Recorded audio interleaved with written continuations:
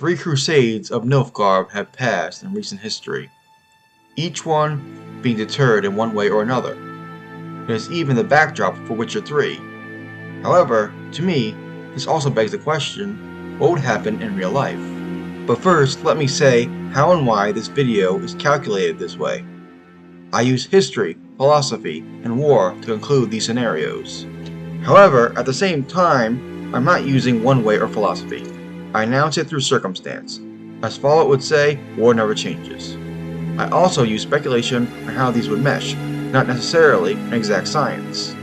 Nonetheless, let's begin, if you dare.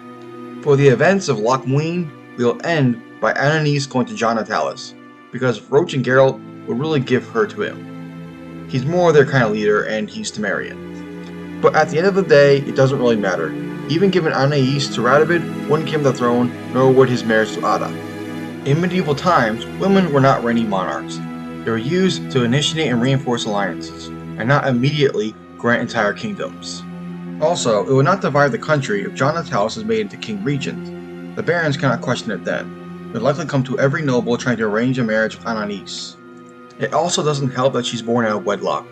So shut it, Radovid. Now to analyze the sides of the conflict. Nilfgaard on one hand is a more technologically advanced Roman Empire. Roman Empire in a medieval setting. They would specialize in heavy infantry and tactics, as well as siege warfare. Their navy would be lackluster, unlike their book/game counterparts. On the other hand, unlike their ancient counterparts, they would develop their cavalry. If they progressed in this world, like the Byzantines did, they would develop their horsemanship into more than simply guarding their flanks. They would also be a little more adept at the foreign terrain with their more formidable equipment. It is, of course, still an absolute monarchy, run by the emperor, Emir. In real life, Emir would not be forced to comply with guilds. As in ancient times, the emperor had to approve of the collegia. The Roman emperor more than likely made them loyal to him, and not much more than yes men. Despite of having influence, they had never challenged the emperor's authority. As for the northern realms, they represent a medieval or Renaissance northern Europe, a little bit of Eastern Europe as well. Since this alliance is spreading across so many different kingdoms and whatnot, they would bring different tactics and specialties to the table. Redania would be the most powerful with their cavalry and their economy. Plus, Radovid would be their most avid tactician. It is also noteworthy that they have the most adept intelligence network. Temeria would be a close second. Temeria's military is more or less standard. Their specialized unit would be Special Guerrilla Forces. Although guerrilla units were far and few in between in the Middle Ages, the most similar being robber barons or mercenaries, it's also not completely far-fetched, for Temeria would develop one to handle the constant threat of Scoia'tael, or even learn from the Scoia'tael. John Natalis being the military figurehead, whose mind is not far from Radovid's tactically speaking. Temeria and Redania have always had an economic war. Sedaris and Brugge are also a part of Temeria, adding to manpower and wealth. Kaedwen has the largest army in the north. Kaedwen also has some of the best heavy cavalry. They aren't the most economically prosperous, which is why they're at war with Edirn all the time. Edirn, other than being economically prosperous, has some of the best knights in the northern realms. Knights in the Middle Ages are the equivalent to a tank in the modern day. Lyria and Rivia are interchanged politically. Although small, they still have garrisons and are economically well. Kovir and Pavis make up the north of the northern realms. Governed by King Thyson, they are wealthy and culturally advanced. They, for the time being, remain neutral. Now, to address the elephant in the room, the prelude, which is the assassinations of the northern monarchs. Although I don't think the real-life assassinations would go the way they do, for this segment, we shall keep the ones who died, that being Demavend, Foltest, and Henselt. We shall not be diving into Geralt's adventures, which include characters like Letho, Roach, Iorveth, Triss, Yennefer, and Ciri. Now, will the third war in the north begin? Of course, Nilfgaard is the instigator, so they attack. But this time, it's different, as in spite of Nilfgaard having a minimal navy, they attack the port of Sedaris. The reason for this is they want to do the unexpected, while also stopping a way for the Temerians to raid their coast. The surprise attack is mostly successful, and a large portion of the Sedaris fleet burns. This would have the north believe they'd be preparing to come by sea. Within days, Nilfgaard starts marching forth on Temeria, Brugge, and Verdun. General Vorus is leading the western front. Of course, Brugge fights in a few battles while Temeria scrambles to gather troops. However, I think they ultimately bend the knee, as Temeria is not the same anymore, and after all, they are a vassal state. A great many refugees flock north, as well as many soldiers and a few nobles. Verdun also bends the knee, similar to the Second Nilfgaardian War, as they simply don't have enough men nor supplies. They are also divided from the rest of the north. Sidaris, seeing the others bend the knee and missing a portion of their fleet, does so as well. Other than fear of the strength of the Nilfgaardian military, they may also fear an economic attack, as many imports are from Nilfgaard. Karak would meet a similar fate. Now, to understand all these kingdoms and vassal states submitting, we have to talk a minute about Nilfgaard. Nilfgaard and Emir von Emrys. The Emperor of Nilfgaard is a cold and calculating individual, and has a great deal of cunning. However, the cunning is not infallible. Emir's strategy is to divide and conquer. CD Projekt Red wants to portray him as very similar to Tywin Lannister, and Tywin Lannister helps raise people up once they bend the knee. Tywin is also based on Edward Longchamps, Hammer of the Scots, so I am keeping that in mind for this analysis. So, long story short, the kingdoms bending the knee are not being senselessly slaughtered. Most of the nobles are being kept as semi-self-running vassals, so long as they don't try to go against Nilfgaard, for the time being. As for Temeria, in spite of killing Foltest, they are not extremely divided. Yes, Count Maribel and Baron Kimbold have ambitions, but those ambitions are destroyed if Nilfgaard takes over, and Jon Natalis is uniting them in this front. He's a successful battle commander and has both soldiers and the Temerian people's respect. So, Temerian banners are raised and heading towards the front. Radovid and his banners are in tow. We now must speak about Radovid. In real life, it's very possible Radovid is steadily going mad, as he's basically a cult leader. A cult leader mentality is not being able to decipher facts from the lies they tell. That, in absolute power, makes for an unhealthy mental state. Radovid would start seeing enemies everywhere with increasing paranoia, and seeing his former mentor as the head of a cabal would likely be a critical turning point. In real life, there would already be witch hunts, but for the sake of this scenario, we'll say they are more aligned with academics with a special edge with technology. So Radovid is purging away, in spite of depleting his country's morale and hurting his economy. Radovid starts sending troops south. The eastern theater, Nilfgaard easily takes Engren. It is minimally guarded, and the person who it is assigned to is dead. Emir, who heard of Lochmuin and the battle over Vergen, starts talking to Stennis, via Ambassador. With both Temerian and Redanian forces, the Nilfgaardians are not in for a picnic. It may be harder without mages, but their cavalry makes up for it. As both countries' cavalry are constantly outflanking and rerouting in every battle. At this point, unlike the game, the Western Front comes to a standstill. Nilfgaard does manage to overpower and take Brenna though. In real life, there weren't as many casualties in medieval warfare as compared to modern warfare, as almost everyone had armor. It's also one of the reasons many monarchs began to see war as more of a game, and chivalry really being agreed upon get-out-of-jail-free card. Nilfgaard probably takes the northern coast of Temeria, as due to internal pressures or conflicting logistics, Nilfgaard, seeing them not making progress in southern Temeria, would opt to put more soldiers in taking the coast, while putting an attack on Redania into question. Radovid, being the primary tactician, looked to defend his border and bolster soldiers, supplies, and above all, money. Nilfgaard is financially more prepared for this war. Kedwin is the largest country and most soldiers are still fighting amongst themselves, without a clear successor, and the war far away, many Kedwini nobles start squabbling. In the meantime, Radovid must get Kedwini troops to the cause, while acquiring funds. Luckily for Redania and Temeria, Novigrad is brimming with gold, and quite close to Redania's capital.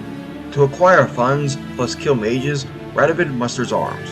As I've said in previous videos, in real life, sieges don't usually involve towers and battering rams. Instead, it was more common to surround the city and starve them out, so those high impregnable walls don't mean much. Even in the game, Novigrad is surrounded by Redanians. But Novigrad still has a large stockpile of food, plus mages and siege weapons surround the city. Given this, and being on the clock, he looks to speed things up. Of course, a siege would kill many of his men. Radovid probably already aligned himself with the Eternal Fire. Overnight, the gates open, and much of the city's personal garrison are killed or imprisoned.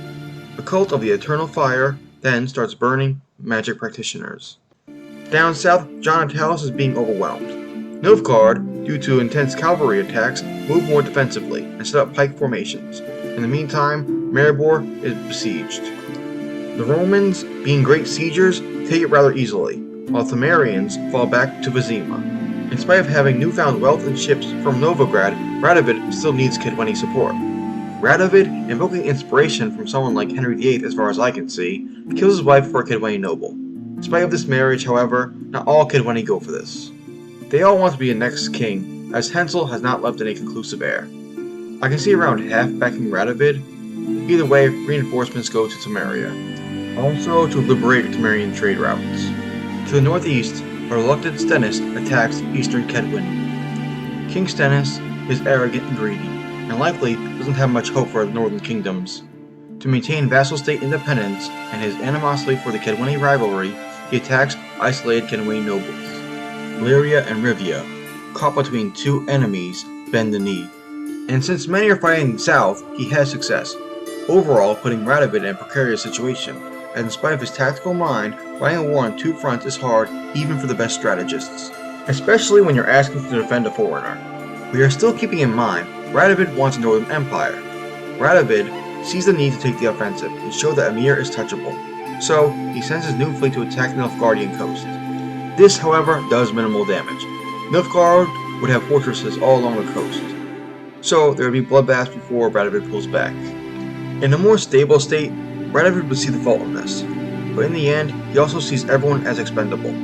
Not long after, in spite of reinforcements, the Battle of Bazima would commence.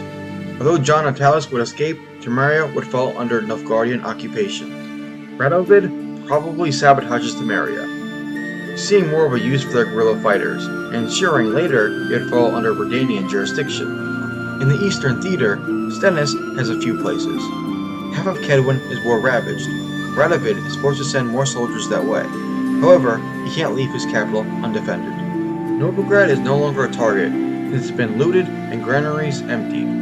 It's also not far-fetched for their capturing on a plague to erupt, and Radovid taking the blame because he killed all the mages and academics.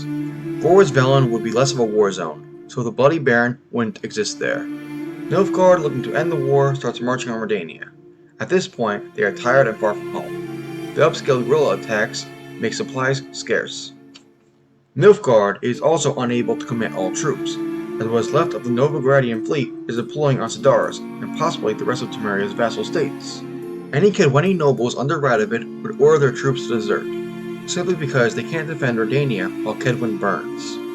The Battle of Tredegor would commence. Instead of playing to the Nilfgaardian strengths, letting them come to the doorstep and surround them, instead they send many cavalry to all sides, and in formation rush them with a semi-surprise attack. It is a massacre, but even more so for the Nilfgaardians, as they are likely not even in battle formation and have been being strained by the activities of the Temerian special forces.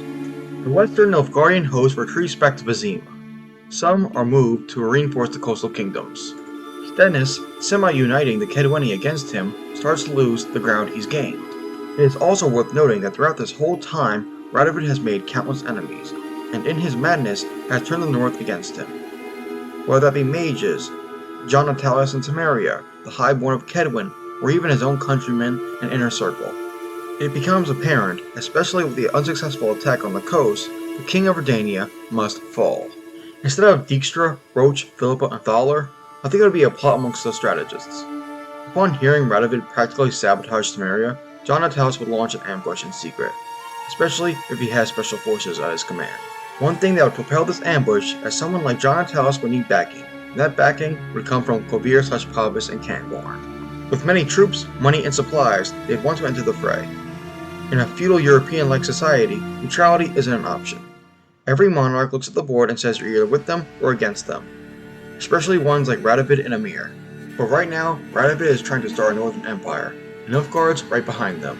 As I've said in Letho's real-life assassination video, it was easier to get away with assassination back then. Instead of an ambush on a narrow bridge, it would be set up to seem accidental, like a straight arrow, likely upon Radovid re-entering Temeria and encountering resistance. So one day, Radovid is killed, and the Nilfgaardians are to blame. Considering it seems Radovid doesn't have an heir, a succession crisis arises within Redania. While the Redanian nobles struggle and rejoice at the same time, Kovir sends aid. Likely, another strategist joins them from King Dyson's entourage. Mages also become more prevalent. While Stennis of Edirn holds his position with Kaedwen, the rest of the north pushes into Temeria. Nilfgaard has already pushed out the Novigradian fleet into the sea. There would be a lot of back and forth for a time, Both have similar amount of soldiers and supplies. The mercenaries of this scenario would not make much of a difference, as they are there for the coin and looting, and will put their lives on the line minimally. The Northern Realms would eventually take back Vizima. Nilfgaard at this point is being constantly routed and constantly ambushed, their supplies strained. The climax would come at the Second Battle of Brenna, or somewhere around there. Nilfgaard would be on the march, and the Northern Realms would meet them. At the end of the day, I find the Northern Monarchs more adaptable, and the Nilfgaardians who don't change much, just like the Romans. In the end, there would be a feigned retreat, taking advantage of Nilfgaardian aggression. Utilizing ambush strategy and superior cavalry, they would follow and be engulfed and outflanked by the Northmen. After this defeat, Nilfgaard would give up and head south because of exhausting resources. Emhyr would not be deposed of, however, as he is still the absolute ruler and Nilfgaard still isn't broke from the war. There may be unrest in certain areas of society, though. North would be war-ravaged and still politically tumultuous, but would remain independent. In this analysis, I was not counting Geralt and Ciri's adventures in the third game. The events of Loch Muin happened in its own fashion. In the third game, you hear Roach talking about how both Kedwin and Temeria fell within days. This, in real life, is almost impossible, even with leaders killed. On the happy note of mass destruction and ruin, this has been Live the Game. Check out my Patreon. If not, liking and subscribing is great. Leave a comment about what video you would like to see next, and always remember to live the game.